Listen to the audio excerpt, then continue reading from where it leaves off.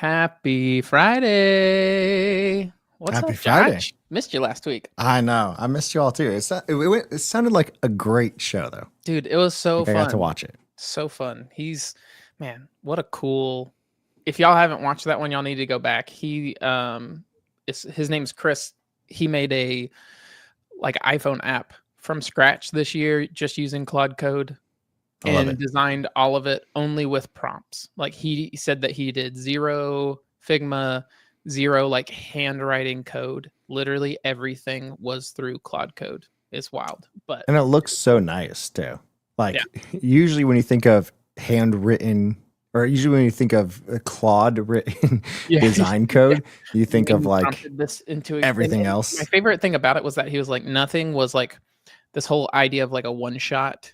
Like that's not a thing. It's like, Yeah. yes, you like try to get it as right as you can the first prompt, but like it's a whole he was talking about like just the hundreds and hundreds of conversations Yeah. that he has had with Claude just around this app. I'm like, it's absolutely wild. I think my favorite thing about like the whole conversation with him was he mentioned that like the reason why it worked so well is because he knew what he was doing. So he knew what Yes. he Yes. knew Yes. what he knew what he had to like say too. So like that Yeah. was my favorite part because that's Makes a usually what difference. people think. Well, that actually makes me think of so friend of the show, friend of mine, Rid, has a podcast called Deep Dive podcast. It's like this big design podcast where he like talks to titans of design industry and such. But on one of his recent episodes, he did a breakdown with MDS, which is he's another well-known designer. But Yeah. the whole episode was just about like how do you prompt as a designer to get things built right. And it's just kind of that exact topic, which was just like, how do you know the right things to say? Like, what are the best ways to explain design to prompts to get Yeah. what you're wanting out of it, kind of thing. It's a really good episode. Y'all should go check it out. That's awesome. Well, everyone in the chat, or those watching / listening later, let us. Well, how was your last week? So my last week was pretty crazy. But first, Will, how was the last week for you? Oh man, What'd you do?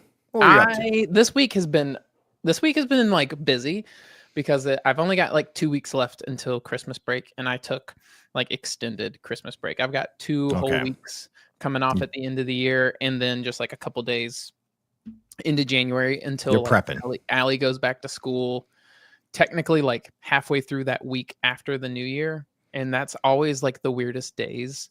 And I always forget to take it off to where it's like, oh yeah, these 2 days I've got to work, but like everyone is home, and then one of the days, like Allie has to go back to school as a teacher, but the kids Yeah. don't go back yet. So it's just like, so this year I was just like, bump it. I'm just taking all the days off until everyone's back in school, and we're just gonna have like full on extended Christmas vacation. I wish my kids were like at the age where I could just put out a giant puzzle Yeah. on like the dining room table and just have like a holiday puzzle. That was like my childhood growing up. We Okay. always had like a puzzle going on during the holidays, and if we finished one, we had the backup puzzle, but they would be like the Thousands piece. Yeah. puzzles, and my kids are not there yet, but one day they will be, and Allie will hate it because Allie hates puzzles.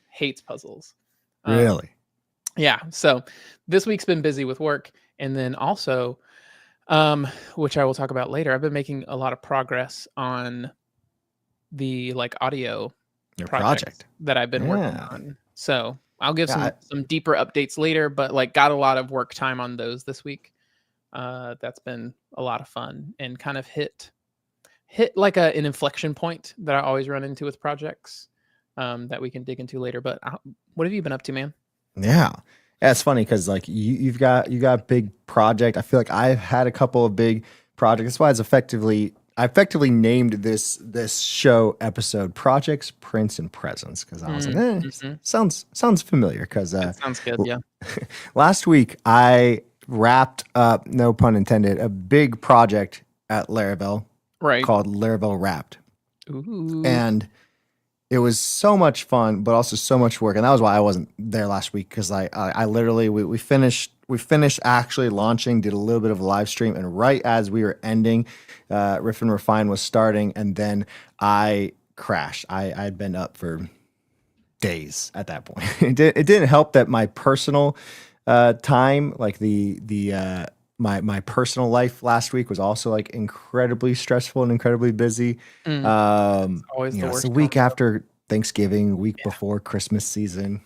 Yeah, this time is just absolutely just a garbage time of year. It's like simultaneously the best and the worst because it's like things are crazy busy for like a very short period of time, and then it's like the most relaxing as well. So it's like snip, snap, snip, snap. Absolutely. Riley, how are you doing? Just put it up I there. just clicked That's it. so funny that we canceled. How was your last week, Riley? But yeah, the project for Wrapped was fantastic. Yeah. And it went really well, but it was kind of cool because it was like the first project that I kind of helped own as Hmm. the DevRel team. And we, of course, we had like this big idea, and then it turned into me learning a lot about data. I felt this was the most back end project that I have done in Yep. A bunch my of data lifetime. crunching. Yeah.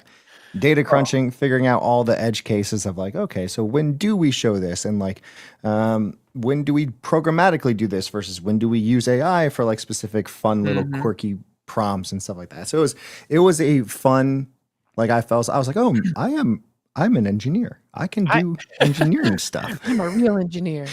I legit, I'm a so real I boy. was legit thinking about this week. Just like these are the type of like random rabbit holes, like Yeah. having been a designer for like a lot of my career, most of my career, my entire career. I don't know why I'm like saying it that way. I literally went to college for design. So having like design be like part of my career fundamentally Yeah. always leads me to have like interesting rabbit holes that I go down. So like the one that I went down with this is like I'm seeing all these wrapped Mm, things, and it has me just thinking, and this is also kind of like a marketing type thing too, which yeah. I've just picked up from being around startups for so long. But like you can tell that there's like people who there's like raps that get shared that's like, okay.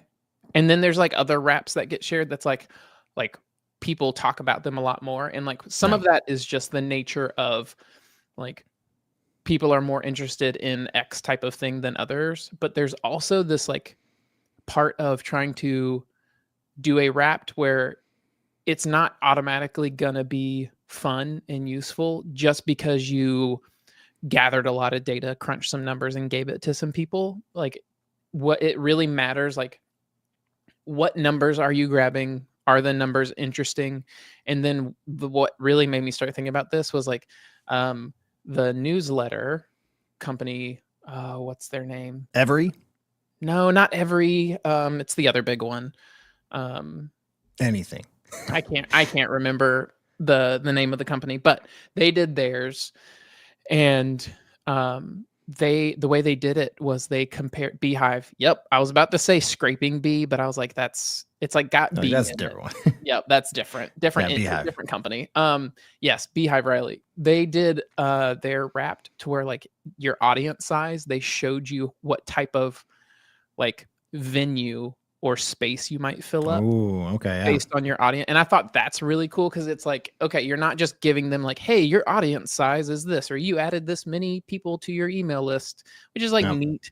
But they said like, I think it's just like cool making that connection because the person who shared it was a buddy of mine who runs the Workspaces newsletter, and he was like, yeah, my audience could fill up Red Rocks Yeah. amphitheater in Colorado. And I'm like, oh, that's really cool. You know, like that's like something worth sharing and something worth talking about is like that visualization that they gave for them. And I was just like, that's cool. That was exactly like what we were thinking of. And like one of the things is like, okay, this is not just like how do we make this so it's not just us jumping on a trend? We wanted to ship it as quickly after Spotify Wrapped, and I'm glad that we did it before a lot of other places did Hmm. it before it started to become stale. But Yep. then, like two, like you said, it was one of those things that okay, this is our first year doing it, so it's not going to be something people are waiting for, and you have that going for you. So it's Hmm. got to be things that make you stand out. I think the two things that I was excited that we kind of shipped was we did this fun customizable OG where it was like Hmm. instead of sharing a Yes. picture, Yes. you can drag and drop little stickers onto your OG and then it generates that new OG like when you share. It was one of those things that it's completely useless if you think about it because it's like, oh, who would share it 10 different times and 10 different customizations? But it worked and that was the fun part for me. And then Absolutely. two, the kind of like you said, like there's data, you could just show people data, but then Hmm. you also have to like what is it what how does this relate to what you're doing or like relate to like we did top percentage of like you ship more than 1% of yeah Okay. there you go. Funny that you said that. You beat So everyone else. it's like cracked me up because like apparently I did a lot of Laravel PHP this year, and I don't know what was into me this day, but I Oh, was just like, you were I'm gonna channeling your inner like alley, I was that's what you were messing doing. with John, like that day about like how much Laravel he shipped, just like giving him a hard time, completely joking. And what was so funny to me about this was Florian Florian said you had no chance, and he was like 0%. You were the first. You beat everyone else, and I was like, what a scam! Employees are included, and I was just like, that's so true. Like, it's so funny how it's like, yeah, like that. It threw off probably a little bit of the data because you have like some accounts that like probably could have been like. I wonder what some people's numbers would have looked like if they hadn't factored in somebody like Florian, who clearly, because he's infra team, like had a bajillion deployments, but somehow like John was still like 1%. 1%. But like his numbers are crazy, and he was 163. Yeah, that's what I messed with him about. He's like, you were number 163 of all cloud users. I was like, couldn't even break top 100. that was the part that I had to, as you know, both myself and you are rather perfectionists, if you say. Oh yeah. Yeah. So like I had to stop myself and like of all like these edge cases, because then a bunch of people tell me like, okay, if people are digging into how you gathered the data, you're probably doing something right. So I was like, okay, I'll stop it there. Yep. But it was fun. Like the midnight deploys is also one of my favorite like little stat, because we don't capture individuals users. We don't say, oh, you're in X time zone. Why would you need that in a cloud deployment? But we do say, so we capture all deployment times in UTC. So I just gathered all the UTC times by hour. So it's like, oh, you had 280 in hour 3 or whatever. Right. And then on your local browser, it like showed how many times it between like 12 and 4 a.m. kind of thing. Dude, what a fun project. It was so good. It was so good. Well, great job. You crushed it. And then I got to sleep. That was the thing. Because you were broken, literally broken. I was like, this is the most I've ever. I should have counted how many prompts and like lines of code. I probably could like look back, but the majority of the work was done last week, kind of thing. Besides a lot of the initial data stuff, like the actual display of that data was last week. All right. I want to dig into, what is really funny as I'm looked at the topics for this episode. I was like, didn't we say there's something we need to talk about? Like, we need to fight about this. I think right. And then, and then I pulled it up. And I was just like, wait a second. That was this week. Like that feels like it was an eternity ago. I think it was like after Friday. Right? Was it after the show on Friday? Last weekend. So last weekend is basically an eternity ago. Yeah, it was a whole week ago. 7 days. How you doing, Derek? By the way, glad to have you here. Yeah, how was your last week? But yeah, we said we needed to fight because I think I don't know if you're still pulling it up, but so this is the original. Wait, nope, that's not it. No. Let me find the original tweet. Did you reposted it, right? That's how we were. I did repost. There it is. All right. Yeah. So, there's the original tweet. Taylor had this like big post that was like, there's a difference between writing foundational and architectural code of a new project by hand, where you can like feel code pushing back. Like, are you getting the right patterns with the type of like code? Like, are the APIs right? Does it feel good to use, et cetera, et cetera? And like good engineers are sensitive to this. And then he was talking about how like when you use LLMs, it's very easy to like push through that feeling because you're just worried about making progress versus like getting something right, or getting it into a good shape. And then like all of this, but you had like a post on top of this, which is like thoughtfully crafted code now means going faster with LLMs during the moments that matter later. And it's a snowball effect where I don't think AI can start the push. This right here, this line, I don't think AI can start the push, was when I was like, ooh, disagree. Immediately, no, disagree. You're like, this is what we're going to fight about. And it's funny later, then I like... Throw down next Friday. And then this one is what cracked me up, is where you started adding a little analogy to it. And John was like, I've read this 3 times and I still don't understand this metaphor. All right. And then it's funny because then you're like, actually, we probably don't disagree. Yeah, no. Even though I don't think I backtracked on the analogy. I just explained it in a little bit more in depth. And that's the thing where I think that was like what my reply was to John, which was just like, is it bad that I absolutely know what he is? Oh yeah, there we go. Is it bad that I get it? And now I know we're going to be on completely the same page by the time the show comes around. So why don't you explain from like what your take is on this idea that like deep architectural, structural, or API code has to get a push from us, even though AI could take it further and faster. We've got to be the ones that start the push. And this was maybe, so I think like the impetus, well, one, this was probably like sleep deranged Josh too, but two, that was 100% when it happened for sure. But oh yeah, and I still stand by it, so I'm not like backtracking on it. Right, but right. I think two things in the last like 2 weeks kind of pushed me into saying that this is how I feel. One, being like actually like playing more music and messing around with like more MIDI and like synths than I probably have in like my whole life, and we can get to that in a little later part of the show. But a lot of like the stuff that I was doing in my personal time with 3D printing and modeling, and then also like troubleshooting like MIDI and stuff like that. Like I started to realize like AI sucks at almost anything that isn't like writing code. Like either writing code or like giving you answers to like, oh, like what's the best recipe for how to like make this chicken taste better kind of thing. Like anything that's not Google or writing code, I have not found a good use case for AI. I still love AI. I use it a lot.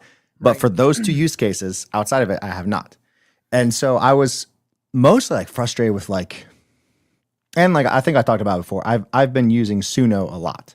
And I am not of the stance of that. There's a lot of people who are like, Suno is not real art. I can see that. I don't know if I fully agree or disagree. But I do think that I will not like listen to a full album of just AI generated music.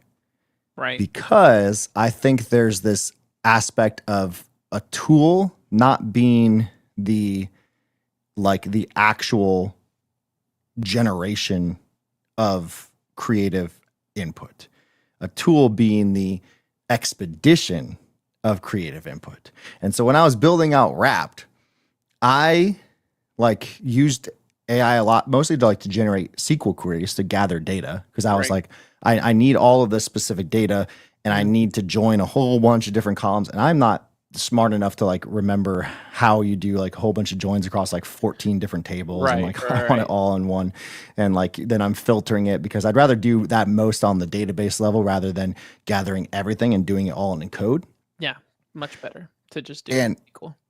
And so the whole thing I was thinking of is like, okay, I'm using AI to generate SQL queries, but I am specifically saying these are the CSVs that I want to download to then start off this infrastructural code and architect around the data I want, rather than having it think this is the subset of data I want. Okay. And so by that tweet, the thing that was kind of most on my mind is the more when I start off a new Laravel project, for example, I do Laravel new, which automatically installs Boost.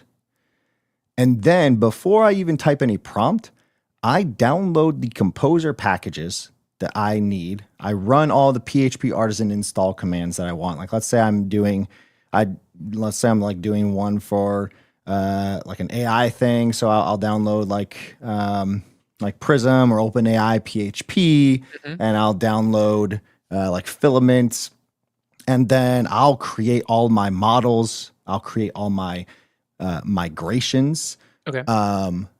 And then I might even create like a specific route just to make sure like I've gathered everything up.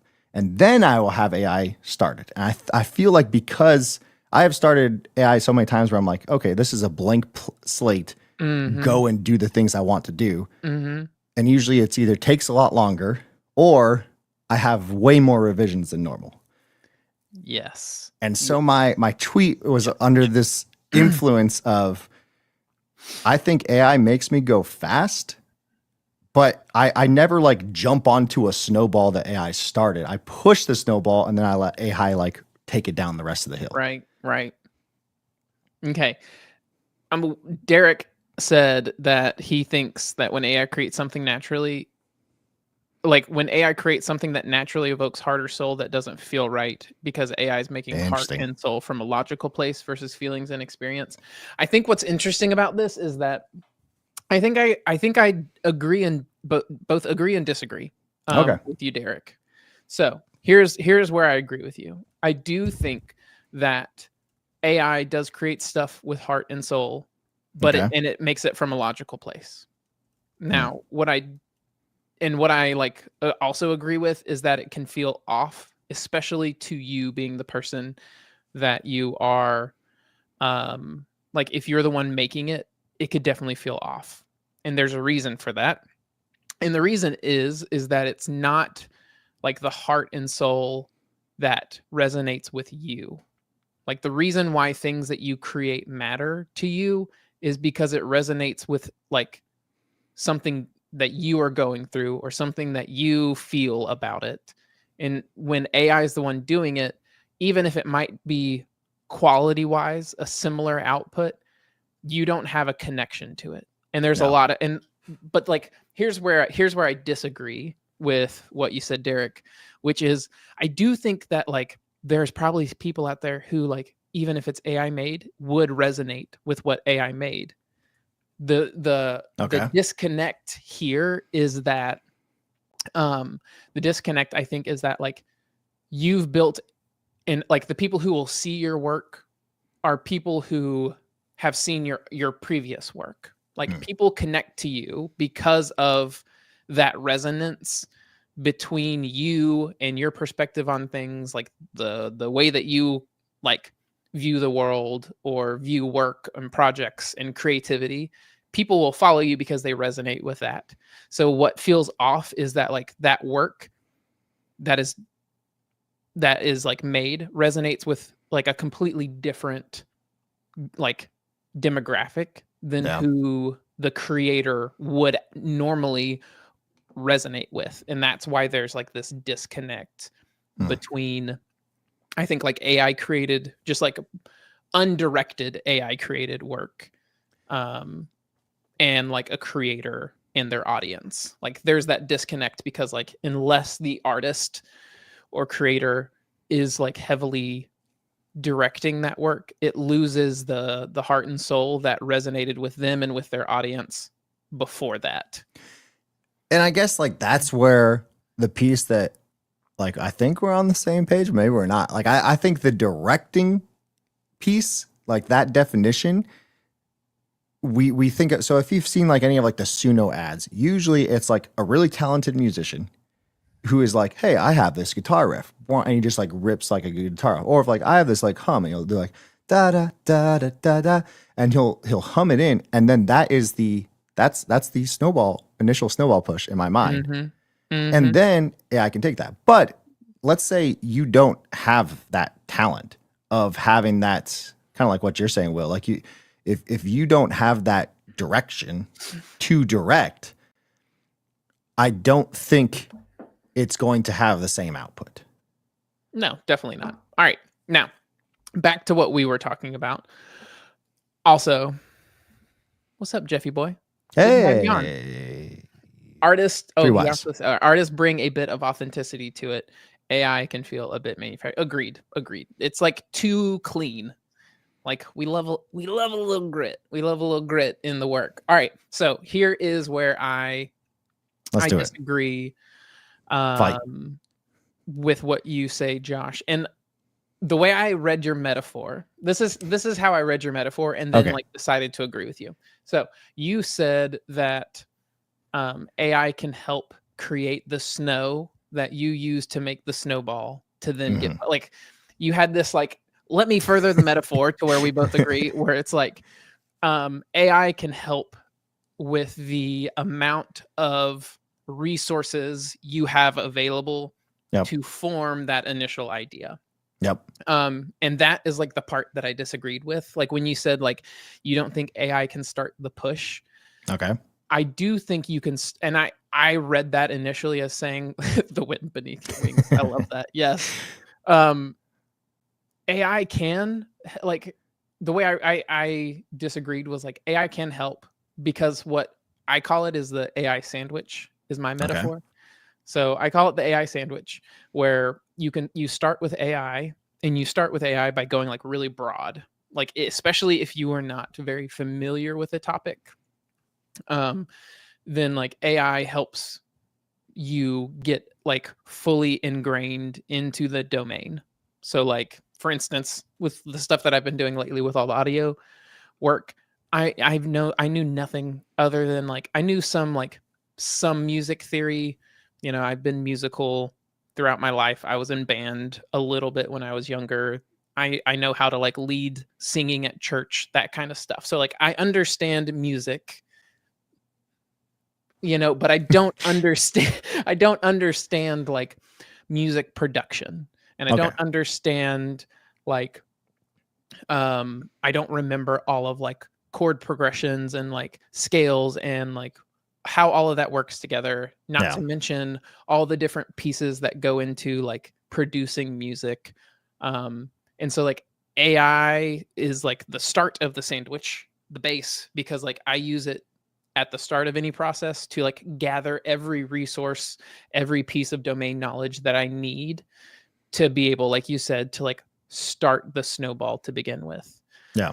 Um, and so that's like I always start with AI unless it's like something I'm like a domain expert on, which is like with how much different work I can do now, it is rare that I'm starting on something that I'm like a complete expert on these days. I'm always exploring new things because I Mm-hmm. can now, because it's so fun. And then like then the middle of the sandwich is that part that we talked about where it's like, okay, now that I've gathered all the resources, I'm going to create the initial seed. Like I'm going to form the idea. I'm going to like take this and um like you said, start the momentum on the direction I want to take this. Because, like, yes, we've gathered a whole lot of research, we've gathered a whole lot of ideas. If I just said, make a cool audio thing, who knows what would come out? Yeah. You know, like, but I say like very specific things for like, oh, hey, I want to create like it, with like the one I showed last week. Like, I want to have like some kind of like UI that can demonstrate what an envelope is and how an envelope works, and Hmm. allow me to edit the settings for those. And then AI can take that seed, that idea of like what I'm wanting after exploring broadly. And then, like you said, AI can add the momentum on like getting that to become a reality sooner rather than later. Yeah. Josh, why don't you take a stab at this one? What makes What you a makes you domain do? expert? I read this as like a super sarcastic question. What Well, makes you a domain expert? yeah, like you're not a domain expert in anything. Knowing Jeff, that probably was what he was thinking. He's probably like, No, but I think like to answer like the domain expert question and to bring it full circle in a lot of ways, I think that initial push in my mind is like the domain expert. For example, I could not have AI, like you said, like with whether it's code or music, I cannot just be like, hey, build this cool SaaS. Build a cool SaaS that makes me $1 million. I can't do that. I wish I could. That'd be but awesome. if you prompted that question 5,000 times, would you would they finally build one? That didn't make me $1,000. Try again. try again. So I think like the domain expert becomes I know what I want. I know what I want, and so therefore I am taking the resources given to me Mm-hmm. and molding them and crafting them into the prompt snowball Right. that I actually want, or like Right. the initial starting point that I initially want. So I think the domain expert piece is like when you've failed and started again, and you know without a doubt, like, this is exactly how I would do this, so that if you were to take AI away, I think you would probably still get to the same output. If I took AI away, I could probably still get to the level that we did for Wrapped, but I would have had to start like 2.5 months ago, I think, instead of last week. Right. Okay. I think that makes you opinionated, and experienced. I think domain expert is like I've done this for years, and I take that back. I think you are also right. I think that I think if you take AI away and you still know exactly what you want to do, I don't know if I'd call you a domain expert, but I would say that you are Capable. you understand the domain. But would we Yeah. have the pop that is the Bethany popcorn song without AI? That's oh my goodness. We need to That's a good know question. what the Bethany popcorn song is. We're putting a pin in that, and we're gonna bring that up as soon as Gonna it's bring time it to back up. this.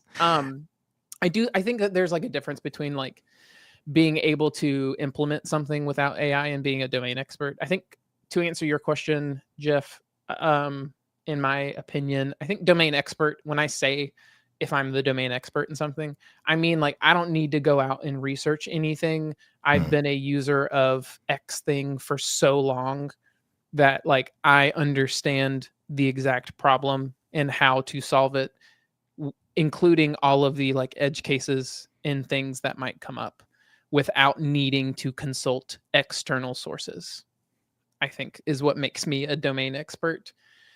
I think Now, with that, this question though, of would that make you an expert or the right customer? yeah, like, Jeff, I don't know, man. That's a tough. just bring all hard questions. But I think, like, that's to Jeff's point, like, that is AI a domain expert.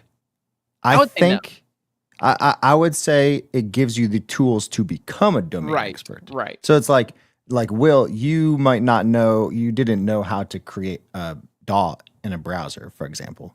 Correct. But you knew how to create a stuff in the browser interface, right? that could then be the 90% output needed to do it. And so you used AI to become an expert in that. So I think like it's one of those things where, like, I think AI is not a domain expert, but being a domain expert isn't necessarily knowledge or experience, but it's the knowledge to the path of it, maybe. So it's like you can't. I feel like someone who does not know code cannot get the same output as someone who does know code with AI. Right. Agreed. Because there is that level of domain and expertise. Experience. Yeah. I think expertise is like a mix of knowledge and experience doing something. I don't think AI is a domain expert on anything.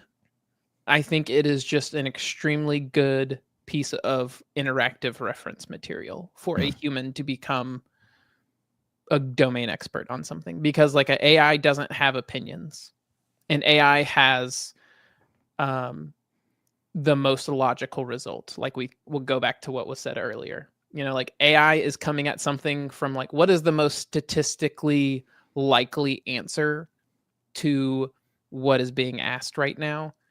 But like, domain expertise is like, even if this doesn't seem logical or doesn't seem right, I've done this long enough to know that these are the right opinions and answers to these questions, even if it defies like what the most expected or statistically likely answer is. Does that help, Jeff? Does that make any sense? Do you have follow-up questions? Because that was like those are some really good, deep questions, Jeff. All right, now welcome to Riff and Refine, the what philosophical. Is the Bethany popcorn song? So like I I like Suno, and I have it on my phone. Okay. And it's just to clarify, Suno, is that like a music generation, like an AI app kind of thing where it generates audio for you? Yep. So Suno is a music AI generation app where you can technically prompt, and it you can tweak the level of prompt. You could say like, make me a catchy song about bananas. And like, it would generate a catchy song about bananas, but you didn't necessarily generate it based off like specific, like genre. You I was gonna can say, give like it. Mid Journey, where you can say like create this as Yep, if it's like shot through 100 millimeter lens at this angle. Like you can get as detailed with the prompt to get as exactly. professional of an output as you want. So like the more you know about music, the like more fine tuned the output could be. Exactly. Gotcha. And so for this one in question, for those who don't know in the chat, this is my wife who's asking this question, or sharing, I should say. And there's this Bethany, my daughter Bethany. I was like, hey, let me just. I'm like literally typing out lyrics of like, this is things that she likes. She likes to eat a lot of food, and she always says no, and she doesn't like to take naps right now. And so I wanted it to make a catchy song in like the style of songs that she normally liked. And it like within like 4 or 5 revisions, it became like a really catchy song that now like both my daughters want to listen to all the time. Dude, I love that. That's so funny. And it's fun because it's like, okay, I probably and I could like write a song for them, but like the fact that I could do it in like an hour and Mhm. it'd be something that like they can play and like dance to, and they don't like at this point in time they don't care like that I wrote it or that it was like this Right. female pop voice kind of thing. Right. But they do like that it's there, and because it says her name, Yeah, because it's it even more says special things that for they her, right? like. Yeah. Yeah. Yeah.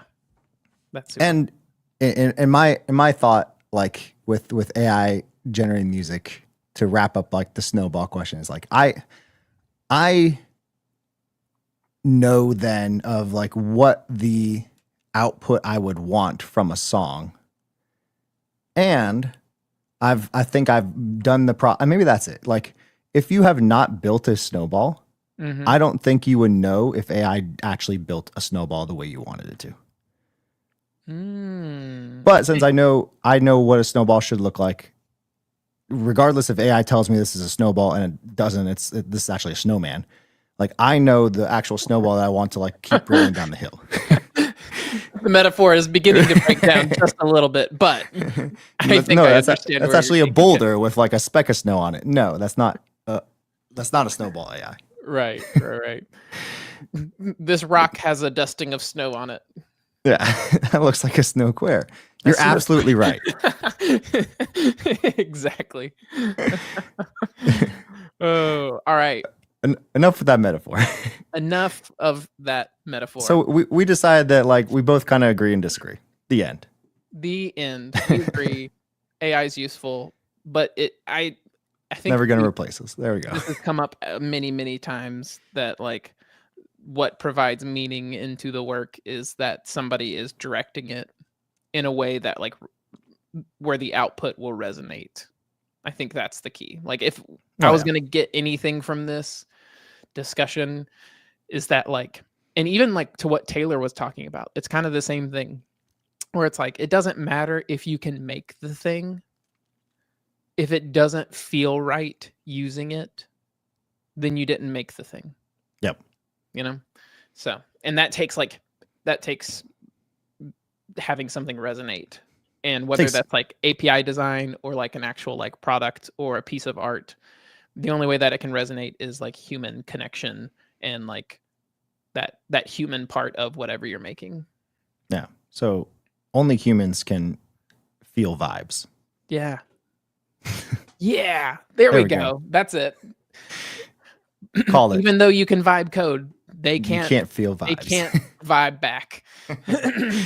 We'll create our own like we'll create our own like startup. Get into YC, and that'll be the tagline.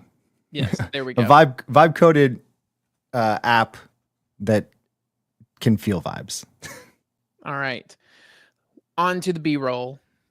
Two things. One, I just got a reply on Twitter from Simeon, who just got the like educator position at Planet Scale.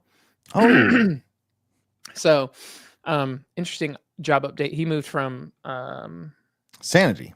Yeah, I was going to say the CMS Sanity. He moved from Sanity, and I guess, moved over planet scale to continue doing education work. But he commented and said, "Is this going in the podcast feed? Question mark." And I said, "I don't know. That's a great question, Josh. Are we ever going to dump the giant backlog into our podcast feed?" Let's say that becomes an actual Christmas present from your hosts at Riff and Refine. Here's our Christmas all present 25 episodes that we've ever done. This giant package of episodes. This is a good question for B-roll then, and for anyone in the chat. Should we back date everything, or just dump them all, or just like all in one day? Just say all in one. I think back date. You think back date them? I don't know. Actually, that might be good because, like, what if we get big one day? Yeah, you want to like look one back day we become famous. Then like everything looks good when everyone goes back to try and do everything. Like, oh, they had like 40 episodes in a row. Wow, what happened today? Day. What a marathon. Actually, never mind. We should dump them all on the same day. That's like a good lore. I like, if there's one thing that I love about like any project or any community or anything that you do, it's like I love the lore of something. Yeah. You know, like break some rules, make interesting stories so that like there's some meaning behind it. All right. All in one day, Christmas Day. Ooh, I like that. I like that. I'm not going to hold you to it because Christmas Day with small kids is like the most important thing is family. However, if I can schedule it, we get it done ahead of time, there you go. And we just have the audio file, like everything sitting on draft and transistor, and we just press publish that day. Yeah, you can schedule ahead too in transistor. So that might be the case. Just schedule ahead. Yeah, you should schedule them to be like 5 minutes apart, like. So that like every 5 minutes something new shows up in the feed. and then speaking of like AI, then I'll just like have it just generate a whole bunch of clips. So like it's like Christmas Day, all you see in the feed is just Riff and Refine clips, just us. Yeah. Wow, they really don't care about their family. They're on here. Look all these clips they're posting. All ahead of time. Yes, not on Christmas Day. Schedule ahead of time. There was another piece of B-roll. Kind of. It's like a mix between B-roll and a topic. We have a sponsor. One day we'll actually try and do that. Maybe we'll make next year the year that we actually try to maybe find a sponsor. So yeah, I feel like a friends episode. I was listening to the most recent, maybe it was probably not the most recent by the time people are listening to this, but a recent episode of Colin and Samir. Okay. And they break down like. The topic was in-person events for creator businesses was what it was. And like they were going into, they had an event in New York, Press Publish NYC. That was like the way that they're doing in-person events. They were talking about like how Mr. Beast did like Beastland in some country over there. The Emirates or Dubai or Abu Dhabi or somewhere like that. Yeah. Somewhere over there. He did like Beastland and like wants to bring it to the US. And then there's one other one. The people, Dude Perfect, the people who do all the trick shots. They had an episode in the past where they talked to them where they were talking about doing something similar. Okay. Where they were going to have like some form of that, but like they go around and they do shows. And everything in-person shows. And like the whole episode was this concept of like how more and more creator businesses are bringing in this in-person piece of their like the business puzzle. And it just got me thinking about like how we've always talked about like what that looks like for us. Yeah. And I think it would be super fun to do some version of an in-person event. And I know like the classic thing is to like, oh, we do a live show, so we'll do a live show at your conference or at your event. And that's too overdone. It's overdone. It's not riffed enough. It also doesn't like unless they are like extremely well-known like interviewers, like for example, the Acquired boys, they had like an acquired event where like that was the whole event was that they just did their interview thing and history thing with like big tech CEOs, and like that was Okay. like, and they like sold out a giant event. But like it's less interesting if it's like this podcast showed up to this related conference and they just talked on the mics as like for like half an hour or an hour or so or something like that. So like I feel like that's not that interesting. And we've No. talked about doing like, it'd be cool if we could do like a hackathon or something like that as well. So like I don't know, that's like something I'm thinking about. I think over break is like, how feasible is an in-person thing, and like what does that look like? And I feel like it has to be connected to an event, because I don't think we would have enough I guess clout is the best word to use. Like I don't think we'd have enough clout to like motivate people to like show up to something when we were the thing. You know, but like if Has to be we part of are something. doing something for an event that is already going on, that feels like something that we could reasonably work like with the conference people, like the conference things, to say, like similar to how like the Mostly Technical pod had like the Mostly Technical party kind of thing, or like how Wire Live had the second day as like a hack day. Absolutely. Kind of thing, like something of that nature, where it's just like, we love creating stuff. Like that's the whole point of the show. Like if you are interested in any type of creation, like we talk about it and we love exploring it. So like it'd be really cool to maybe not even do like a hackathon, but like some kind of different name for it, like some kind of it's less about code, but like somehow we can have like 3D printers or like instruments or like something. I don't know what it is, but like something to where like people can explore creating something. Give everyone like a little Raspberry Pi or something, and like that'd be like hardware. That'd be so cool. Like a hardware developer, some kind of MIDI, like Dude, everything that makes like Riff and Refine. That's what AI. We need to find, like some kind of like creative conference where like music is involved, because like that's like the one topic that I brought. The AI one I knew was like, that's going to take up our whole first slot. So I just saved my one thing for the end, and like I'm all in on this stuff. It's so fun. There you go. Yeah, I agree though. Speak of like the in-person thing. I think that's a good goal for next year. If our two things that we got done next year, like, and maybe like next week we can do a whole wrapped and reflecting on Riff and Refine this year, and maybe Jeff's like that'd be fun. Jeff's in. Also, there we go. Jeff, if your sauce is open, you probably need to go close it, because your son will probably spill that everywhere. There we go. dad developer joke right there. But yes, that's like on my mind of like, that'd be a super, like I don't know what the right ingredients are, because it would be so easy to like have it flop. But I'm sure we could find something. I think if those are like our two goals, in person and one sponsor, or even just one sponsor at the in person. There we go. It was a successful year.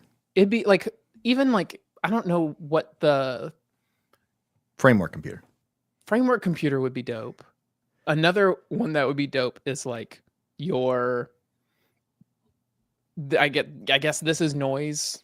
This is like Noise. Yeah. A company like that where they sell the pieces to make instruments. Yeah. Like, I think it would be super cool, even if people are not that into music, if it's like creative people or tech people, or somehow creative and tech people, if we gave them enough, like a lot of these companies come up with things that are not super low level. Yeah. You know, like if we gave them the framework to say like, hey, here's this technology from this company, here's what it does, and here is this basically like framework, think of it like a Laravel, where it's like, this is like batteries included kind of thing, to where like there's a minimal amount of work that you have to do to create an instrument, and like your job for this event is to make make some one of a kind instrument. Yep. and here's all the supplies and the things that you need to That'd like be be so able cool. to do that. And then at the end, everyone can like try to play a song or some kind of like musical thing with the instrument that they made. That would be so fun. That'd be so cool. And then I we love can it. get sponsors from like those people who like actually make the like musical hardware that comes like very well thought out and like mostly done and just needs like a small amount, like what you were using for your guitar stuff. Yeah. No, I love that. I love the idea. That'd be fun. That's solid B-roll. Solid B-roll. And my only other B-roll thing I have is like, I'm scheduling next week. For next week's show, we do like a recap. Like what worked, what didn't. Yes. Okay. That's what I was gonna say at the end, where like we need to have like the year in year week in review. year in review. There you go. Um Aaron Francis said he would listen to. shoot. He would We listen. might to need you to do it a year in day review. early. Let's do it a day early. Next Friday is officially like a half Your start. day. Okay. I need to double check. I'm pretty sure it's a half day, and like we're out of here at noon, headed to like my folks' place. I'll double check, but We might break our one rule. we might break our one rule for like the end of the year thing just to make sure we don't miss it, so that we can do a year in the review kind of thing. There you go. Perfect. All right. You put on here this funny little line: big problems, small problems. Okay. What's up with this? Big problems, small problems is something that I like ran into this week. And it has to do with like what we were talking about with AI. So we had this like big metaphor of like the snowball. And like in reality, it's not ever just like one single snowball. It's like a bunch of snowballs, like, and like the way that it's just kind of worked out is I don't even know if this is, let me see if this, okay, so it is working. So let me just show you. It's always good. Let me just like Snow make sure. cube. Let me just make sure that this thing is in fact working. I'm going to stop screen sharing and add it back so I can do the audio for it super quick. There you go. Yes, Jeff. Snow cube. And then we'll add this back in here. All right. So this is like one track of this project where I'm like, okay, I am trying to just see if this is possible. Like, I want to see if I can make like this canvas view where like each piece of like creating a digital instrument is like a node, and we can change these settings or whatever. And like when you press keys. Okay, we can't hear that. Nope. No? No. Or at least I can't hear it. Okay. Anyway, so it is playing notes, kind of like the things that I showed last time. The little note editor is so sick. So the idea here being that like what makes up a like a synth noise is like all these different pieces. And you can connect them in a bunch of different orders and have a bunch of different effects, that kind of thing. And so like I wanted to just explore like building a node editor. I've not gotten to the point where I'm actually exploring the node editor. This is all just like vibe coded garbage. All of this that you're saying is vibe coded garbage, because I just needed to prove in my mind, like proof of concept. Can I build this like data structure? So it's like this graph data structure that tracks all these nodes and then is able to send them to like an audio worklet to then process the settings into the sound that gets output by the speakers. So like that was like this big piece of the project, and I did it, it's working.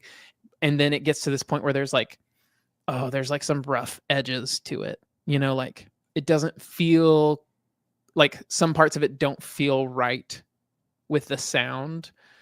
And so now I've got to like dig into that. And it's like this idea of like, okay, there's this big problem of like, can I create this like graph data structure and have them be pieced together to output audio? And that's like this big problem, and it worked. Yeah. But now I'm into this like, okay, that worked, but now there's a lot of details that aren't quite sitting right with me. And so there's these small problems. And like when I start getting to the small problems, I can't do this anymore. Like I can't do like vibe coded output garbage. Yeah. Because then I can't tweak and I can't fine tune and I can't like I just start getting like overwhelmed and frustrated of like this may have the functionality in there somewhere, but I don't have a way of getting at the functionality that I want and tweaking it. And so like what that then turns into is like transitioning from like big picture view, big problem view to like small problem view. And like when I move to like small problem view, it's like, okay, now that I know that this concept as an idea works, I'm going to like go in and start like isolating pieces and like fine tuning them the way that I want them to work or the way I want them to like be designed and have like the functionality. And so like this is like I was editing it just before I came on, so it's in like a bit of a like broken UI state because like I ripped it out and I've been slowly like restyling it, fixing like rough edges with things. But I have made this like timeline view where like this is focused only on timeline. It can't play music. It doesn't have it doesn't even have like the time signature thing moving across it yet. You know, like this is where I then say, okay, don't give me this giant fully thought out thing. I'm going to go, and I still do this with AI for like pieces of it. I go like, this is where I like start breaking to like tiny details where it's like, okay, I have only been focused on this like very first part where I can like, I just have changed this so like you can't actually see it anymore. But like there's this like tiny little window here, and that window represents like what is being shown here. And like this is like a beat timeline, like it's based on beats. So you can see here, this is like the 7th bar, beat number 2. Yeah. And that comes in at 12 seconds kind of thing. And so like this is the full timeline of the track is represented at the top, but this is like the zoomed in view. You can change like how much of it is showing if you're more familiar with probably video editing. So like that's what makes sense as you're seeing it. It's like, oh, it's very similar to like a video editing timeline. But like this concept of a timeline, like what do I want my timeline to look like? How do I want it to work? What is the UX for it?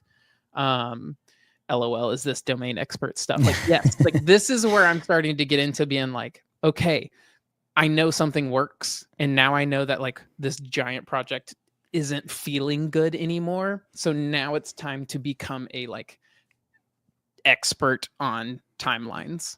And then when I perfect the timeline, I now know that this piece of it works exactly the way I want to. And I can bring that back in because like one of the big frustrating pieces of this is like, okay, I want to be able to start like putting chords in.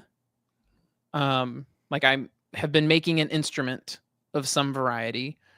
I want to be able to have chords that are not just me pressing keys, but I can set a loop to play chords and I can like change parameters and hear like the difference in an ongoing sound as they're looping. Yeah. And like, as I started trying to figure out how that would even work, that's when I was like, oh, I can't do it. Like, let me like perfect this timeline piece of it.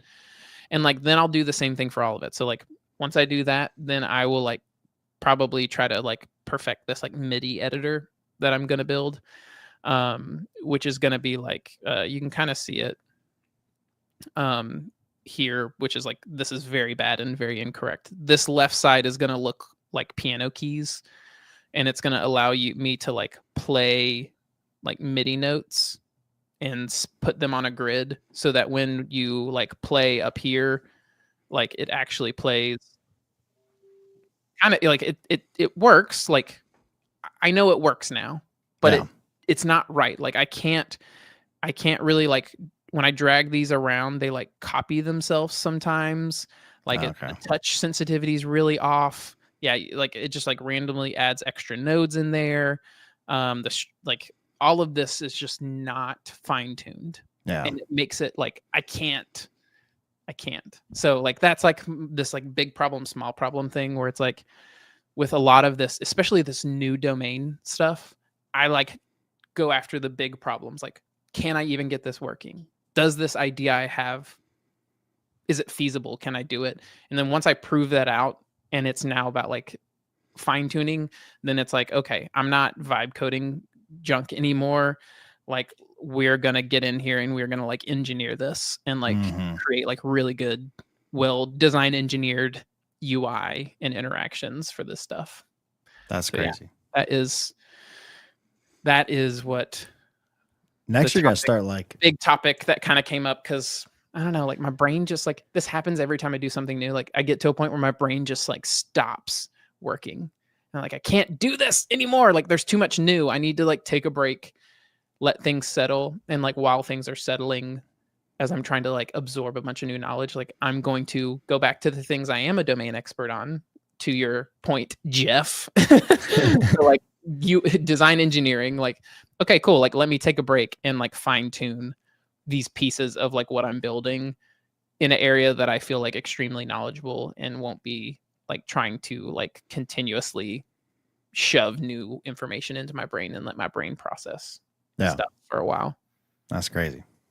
I see what you mean now by like the big problems, small problems. Yeah, like because like it's all in, especially for stuff like that where sound is so precise. You can't have like, thankfully the APIs in the browser, you can't have like, oh, this is, you could, but it's very hard to do like half decibel like or like semitone down where like you meant to play an A, but this is actually like a B flat kind of thing. Right.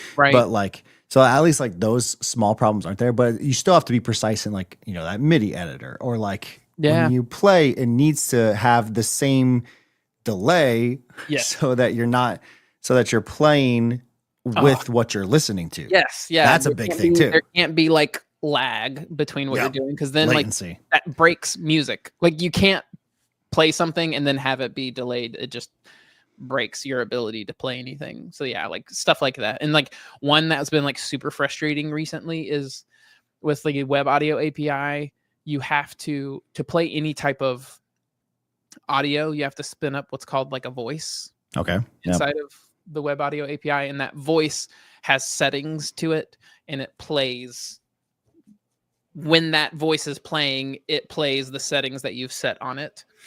And the more voices you have, like the less performant it is. So like with synthesizers, you spin up a new voice. Yeah. Depending on like the settings that you have, what keys you're playing, that kind of thing. And like there's this like really frustrating bug that I had to deal with where like when I would change keys, it would keep the same voice alive and try to change, like it would glide from one MIDI note to another, which is like sometimes a setting that you want, but it was so bad. It was so slow. Okay. And like the way it was handling it, it's just like everything sounded out of tune because it wouldn't just immediately play the right note sound. Yeah. It would like change. It would just like have this like discordant, gross sound.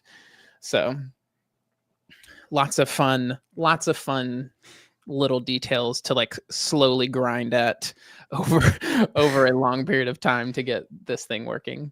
I think the fun part, at least just like listening to do it too, is like you learn, and I'll talk about it in a little bit too, but like you learn so much of like, oh, that is how, a synth engine works, or like, oh, that's how latency works. Oh, that's how like actual like the parameters on MIDI works. Like there's so many crazy things that you don't actually think about.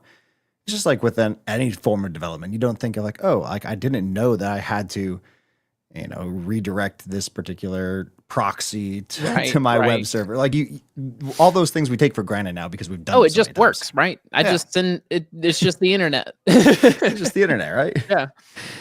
Yeah, just Cloudflare. As long as servers, that's up, right? Like, we're good. You just put it in the server, you're good. Yeah. Put it in the cloud, and then we're good. All right, Family Friday. I want to know about these synths before I have to leave. Sweet. Yeah, this is a really quick demo. I have some synths that I want to show off. You see Allie's comment, dude, you better land the plane. You have to pick me up. It's not my fault, Allie. I'll do a really quick demo. Yeah, Eric, that's my fault. how are you doing? How was your week this week? We're wrapping things up, but I have some fun synths to show because now this is a music show. We're like Riff and Refine Music Edition, I feel like. There we go. But I got 2 synths over the last couple of weeks, and my guitar is not fully built out, mostly because I ran out of filament that I wanted because I've been printing so much and doing some tweaks. Mm-hmm. So now I have to I reordered some filament that I have to like retweak because it's like Right. every single piece like this, Mm-hmm. it has to be precise in how it fits. And Yeah. I've learned that those millimeters matter.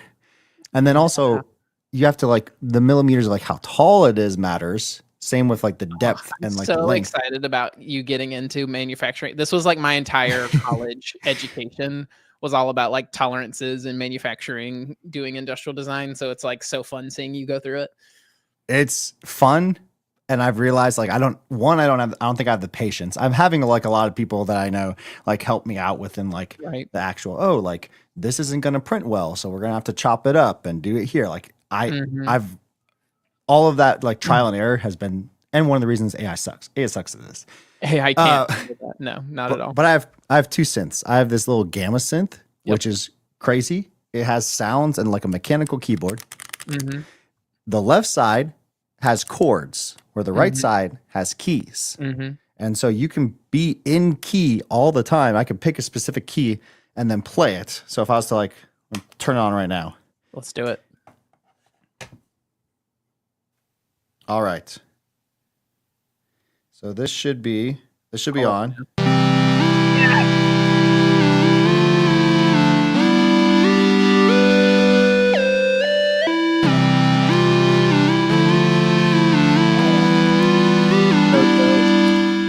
It's crazy how So fun.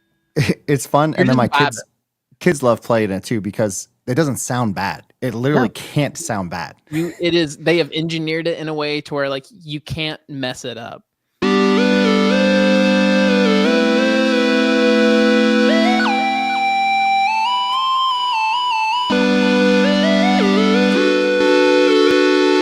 And I have learned from my research that that's all because of the music theory behind it, where everything's all in the same scale. So you can press any button and it's on the same scale, so it can't not sound like it goes together. Yeah, it's hard to see, but in this little screen, if I was to change this, it changes different keys. And then each little note is because there's 7 notes in a diatonic major scale.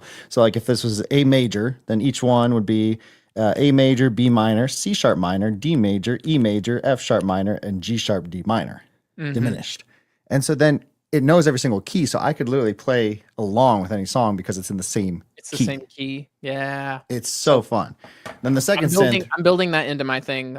There's called like scale mode, where you can just like not allow keys that aren't in the scale that you're supposed to be. It's Little so details. cool. Similar This is to really that. similar in terms of like performance. This is called Orchid. So pretty. Orchid. It's really, really pretty. And it has like nicer sounds, I think, in a lot of ways. Right. I'm turning it on. Let's see how loud this is. Sounds good.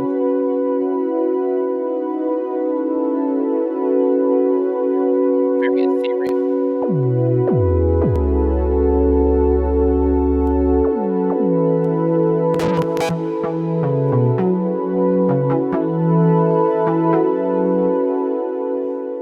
It's so fun. So fun. I need to get one of those. I want to get the one from This Is Noise, the first one you showed.